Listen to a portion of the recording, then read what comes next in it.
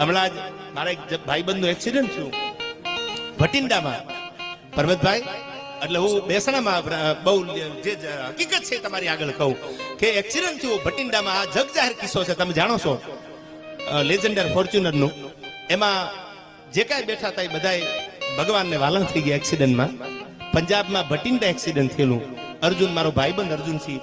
અને હું જયારે ખરખરામ ગયો ને ત્યારે બધા મને વાત કરતા કે આપણે તો કોને ને ઓળખી, એક્સિડન્ટ થયું, સવારમાં બનાવ બન્યો, પણ ખબર પડી આયા શંકરભાઈ ચૌધરીને. અને એને ઠેઠ પંજાબમાં ફોન કર્યો કે એક્સિડન્ટ થયું, ગાડી અમારી ગુજરાતની છે. જે યુવાનો એમાં સવાર હતા જે પણ ઘટના બની એ અમારા ગુજરાતના છે, મારા ગુજરાતના, મારા બનાસકાંઠાના છે.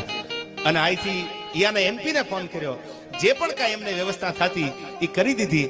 અહીંથી મને એ જે સ્થાનિક માણસો જેના ઘરે હું ખરખરે ગયો એને વાત કરી, એ તમને કરું છું.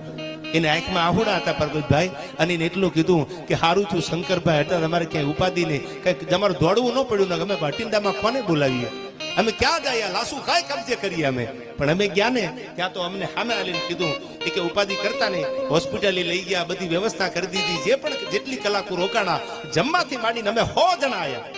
અમે 100 જણા અહીંથી ગયેલા, 100 જણાને જમાડી અને પછી કીધું ગીતો ખાવાનું હતું, થઈ ગયું. પણ એ રોતા આંખોડે મને એટલું કીધું હતું કે અમે આજ પણ એનો ઉપકાર જીવનમાં ક્યારેય નહીં ભૂલી. જ્યાં જ્યાં જરૂર પડે ત્યાં ભારતના ખૂણામાં એ માણસ